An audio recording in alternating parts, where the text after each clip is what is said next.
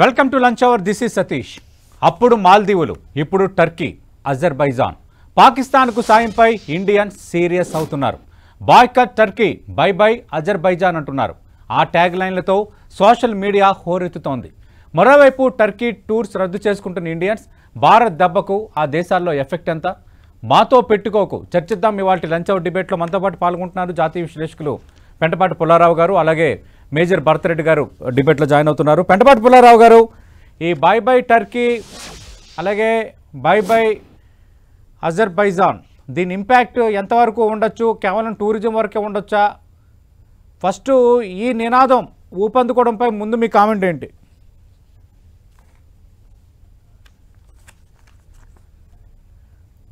Sir మీ audio మ్యూట్లో ఉంది sir Pullarao గారు. మనకి టర్కీ మీద అజర్బైజాన్ మీద ప్రెషర్ తీసుకొచ్చి వాళ్ళకి నొప్పి పెట్టేదంత లేదు. ఒక 2-3 సంవత్సరాల క్రితం ఇలాగే మలేషియా చేస్తే మలేషియా నొక్కగలిగాం. ఎందుకంటే బిలియన్స్ అండ్ బిలియన్స్, లక్షల కోట్ల ఆయిల్, కుకింగ్ ఆయిల్, వంట నూనె వాళ్ళ నుంచి తెప్పిస్తున్నాం. ఇక్కడ వీళ్ళ మీద అంత ప్రెషర్ లేదు. మనం ఏం చేసినా పెద్ద టూరిస్ట్ లేదు, 0.5% లేదు. కాబట్టి మనం థ్రెట్ చేస్తే ఆ థ్రెట్ పని చేయాలి. ఇండస్ అది ఆఫ్ చేస్తా అన్నా అది పనిచేస్తాయి. అంతేగాని ఇది లైట్ గా తీసుకుని ఏదో థ్రెటన్ చేసాం, థ్రెటన్ అయిపోయింది, ఏం అవ్వకపోతే నవ్వుతారు. సో చాలా కేర్ఫుల్ గా ఆలోచించాలి. మనం బయట పడకూడదు. మన కోపం అనేది యాక్టివ్ గా ఉండాలి, లేకపోతే ఉపయోగం ఏంటి? వాళ్ళ లెక్కలేదు. మనం ఇంకా వాళ్ళని ఎలా డీల్ చేయాలి, వాళ్ళకి అవమానం జరిగేటట్టుగా అవన్నీ ప్లాన్ చేసుకోవచ్చు. బై బై టర్కీ వెళ్తే వెళ్తారు, మానేస్తారు. కానీ వాళ్ళకి పెద్ద నొప్పి మాత్రం భారతదేశం నుంచి వచ్చే పరిస్థితి. తర్వాత వచ్చిన పాయింట్ కూడా మీకు చెప్పాలి. టర్కీకి భారతదేశం మీద విరోధానికి కూడా పెద్ద కారణం ఉండాలి. దాదాపు 40-50 సంవత్సరాల క్రితం నుంచి టర్కీ, గ్రీసు పోరాడుకుంటున్నారు. మనం గ్రీసుని సపోర్ట్ చేస్తా వచ్చాం, మర్చిపోవద్దు. అలాగే అజర్బైజాన్ తో కూడా మనకు కారణం ఉన్నది. అజర్బైజాన్ నేబరు ఆర్మీనియాని మనం సపోర్ట్ చేస్తా వచ్చాం. వాళ్ళిద్దరూ పోరాడుతూ ఉన్నారు 100 సంవత్సరాలు బట్టి, 100 సంవత్సరాలు. సో వాళ్ళకి మన మీద కొంచెం చేదు ఉన్నది పూర్వం నుంచి. అవకాశం దొరికినప్పుడు ఏదో చేస్తున్నారు. టర్కీకి ఏంటంటే ఏదో పెద్ద దేశం. మాకు టర్కిష్ ఎంపైర్ 600 సంవత్సరాలు పరిపాలించాము. 1300 సంవత్సరాల నుంచి 1922 వరకు ఆ జ్ఞాపకాలు తెస్తున్నాడు ఎర్డోగన్. ఇవన్నీ మనం వాళ్ళ సైకాలజీ కూడా అర్థం చేసుకుని మనం ఎఫెక్టివ్ గా వాళ్ళ ప్రజలకి వాళ్ళ గవర్నమెంట్స్ తప్పు పని చేశారని చూపెడతానికి చేయాలి. కానీ ఈ బై బై టర్కీ అని ఏం పని చెయ్యు, దానికి అవమానం మనమే తిరిగి వస్తాం, ఎవరు పట్టించుకోడు. అది చాలా కేర్ఫుల్ గా చేయాలి. అంటే మన టూరిస్టులు ఎక్కువగా వెళ్తున్న ప్రాంతాల్లో టర్కీ ఉంది. దాదాపు 250% బుకింగ్లు రద్దయ్యాయని మేక్ మై ట్రిప్పే స్వయంగా వెల్లడించిన పరిస్థితి మనకు కనిపిస్తోంది. అలాగే అజర్బైజాన్ విషయంలోనూ దీని ఇంపాక్ట్ అసలు ఉండదా? వాళ్ళ మీద ఉండదు. ఎందుకంటే టర్కీకి భారతదేశం నుంచి వెళ్ళే టూరిస్టు 100%లో 0.5, అంటే 1% కూడా కాదు వాళ్ళ టూరిస్ట్ వ్యాపారాలు. ఇంపాక్ట్ ఉండదు. అది మనం ఏంటంటే నేను చెప్పేది, మనం ఒక థ్రెట్ చేస్తే ఆ థ్రెట్ పని చేయాలి. లేకపోతే మనం సిల్లీగా ఉంటాం. మనకి ఏదో ఊరుకునే థ్రెటన్ చేసి ఏం చేయలేకపోయాం. చాలా కేర్ఫుల్ గా చేయాలి. భారతదేశం లాంటి దేశం లైట్ గా ఈ పనులు చేయకూడదు. ప్రజలు వాళ్ళ కోపం చూపెట్టుకోవచ్చు. మనం ఏ రకంగా టర్కీ ప్రజలకి 8 కోట్ల మందే ఉన్నారు, అజర్బైజాన్ 1 కోటి మందే ఉన్నారు. వాళ్ళకి ఏ రకంగా భారతదేశం జోలికెళ్ళటం తప్పు, ఇంకో యుద్ధాల మీద చేయటం తప్పు అని తీసుకురావాలి, ఆలోచించాలి. కానీ మన 100 సంవత్సరాల 50 సంవత్సరాల టర్కీ విరోధి గ్రీస్కి సపోర్ట్ చేస్తున్నాం.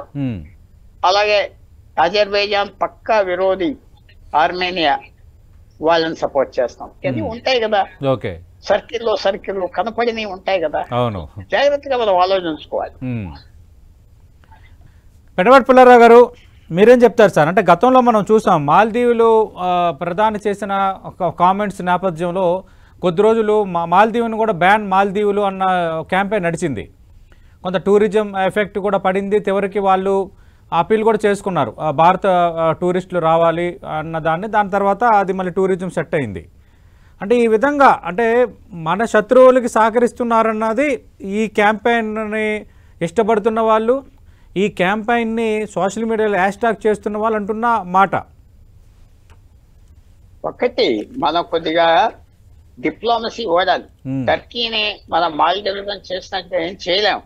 మనం ఇంకా ఏం చెప్పాలంటే టర్కీకి వాళ్ళు అమ్ముకుంటున్నారంటే డ్రోన్స్ ఫ్రీగా ఏమి అవుతలేదు. Hmm. యుక్రెయిన్ కి అమ్ముతున్నారు, రష్యాకి అమ్ముతున్నారు. Hmm. ఇవాళ మీటింగ్ టర్కీలో గడుపుతున్నారు. ఇవాళ అవును అవును సార్, టర్కీ రష్యా యుక్రెయిన్ చర్చలు ఈరోజు రష్యా ఇస్తాంబుల్లో జరుగుతున్నాయి. Correct, right. ఇస్తాంబుల్లో నడుపుతున్నారు. వాళ్ళు అమ్ముకుంటున్నారు. మనం కూడా అసలు టాక్టికల్ గా మేము కొంటాం, మాకు అమ్మండి అని చెప్పాలి. అది అమ్ముతారో లేదో చస్తారో వేరే మాట. ఈ చిన్న విషయాలను మనం చాలా కేర్ఫుల్ గా డిప్లొమసీ చేయాలి. మాల్డీవ్స్ కాదు, టర్కీ. మనం పాకిస్తాన్ ఏం చేస్తుంది? భారతదేశం ఏ దేశాలతో స్నేహంగా ఉంటే ఆ దేశాలు వెంటబడుతుంది. ఆ దేశాల దగ్గరికి వెళ్ళి చెప్పుకోవటం, రష్యా దగ్గరికి వెళ్ళి చెప్పుకోవటం, అమెరికా దగ్గరికి వెళ్ళి చెప్పుకోవటం. ఎంత మీకు చిన్న విషయం మీకు జ్ఞాపకం చేస్తా. 22 ఫిబ్రవరి 20 రష్యా ఆ రోజు యుక్రెయిన్ యుద్ధం స్టార్ట్ చేసి, ఆ రోజు 10 గంటలకి స్టార్ట్ చేసే సమయంలో ఇమ్రాన్ ఖాన్ పాకిస్తాన్ ప్రధానమంత్రి పుతిన్ తో కూర్చున్నాడు. గంట అపాయింట్మెంట్ 6 గంటలు కూర్చున్నాడు. వెంటపడి ఇదిగో భారతదేశం మనం కూడా వెంటపడాలి. మనమేమి లాభం ఏం లేదు. టర్కీతో స్నేహం చేసుకుంటున్నాం, వాళ్ళు డ్రోన్స్ కొంటాం, వాళ్ళు ఎందుకు ఇలాంటి పనిచేశారో మాకు తెలియదు, చచ్చారు కూడా జనం, వెరీ సారీ అబౌట్ ఇట్, మేము జనాన్ని చంపేశాం. నెగిటివ్ డిప్లొమసీ మీద వెళ్ళాలి.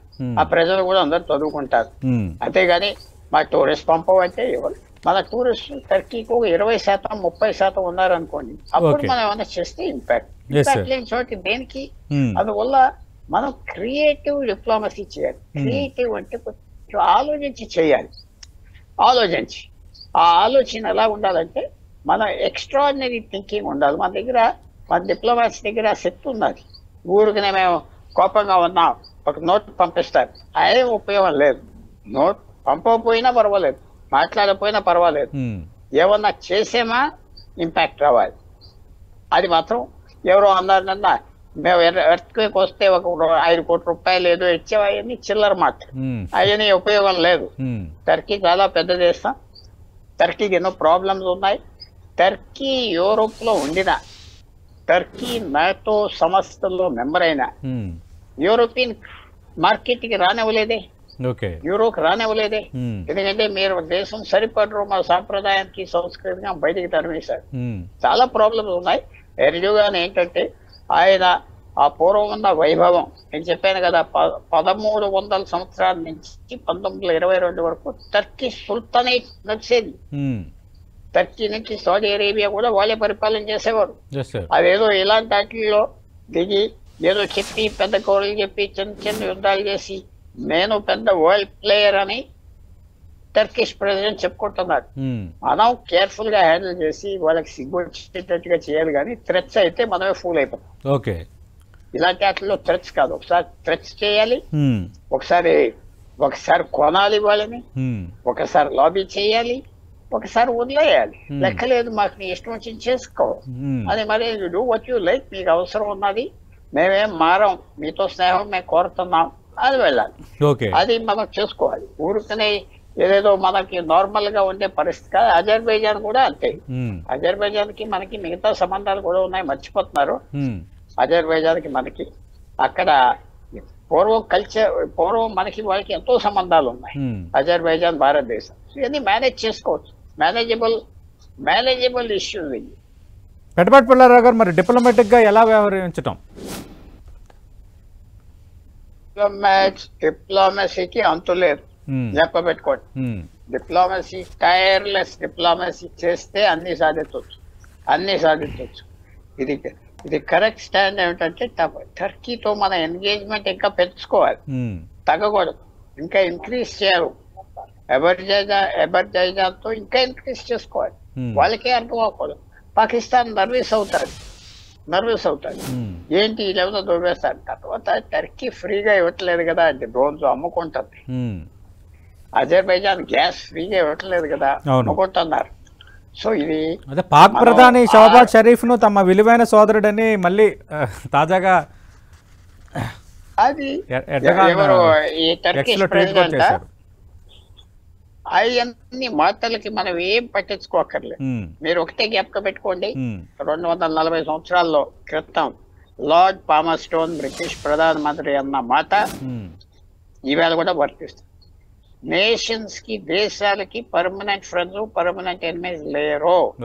పర్మనెంట్ ఇంట్రెస్ట్ అంతే, ఇంకేం లేదు. అది 5 నిమిషాల్లో డంప్ చేస్తారు. చైనా నీళ్ళు డంప్ చేస్తారు, వాళ్ళు వీళ్ళు డంప్ చేస్తారు. మన డిప్లొమసీతో సక్సెస్ అవ్వచ్చు.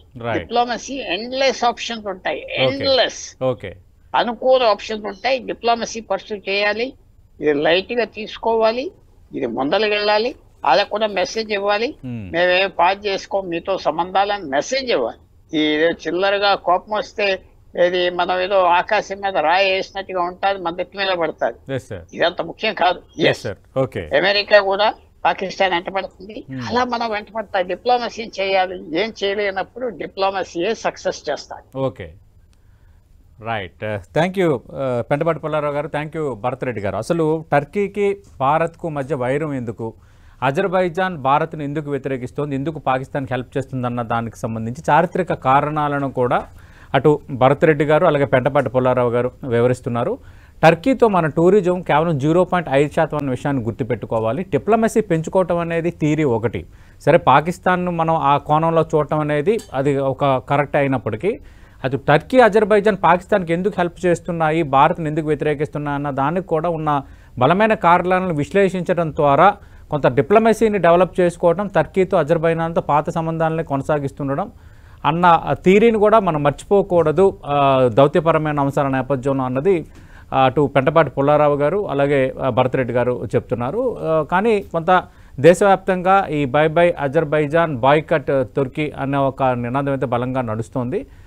బట్ దీన్ని జింగోయిజం అంటారు. ఇలాంటి ధోరణి మనం ప్రదర్శించకూడదు, ఎందుకంటే ప్రపంచవ్యాప్తంగా భారత్కు ఒక రకమైన గుర్తింపు ఉందన్న అంశాన్ని కూడా విశ్లేషకులు పాయింట్అవుట్ చేస్తున్నారు. ఇది ఇవాల్టి లంచ్ అవర్ డిబేట్.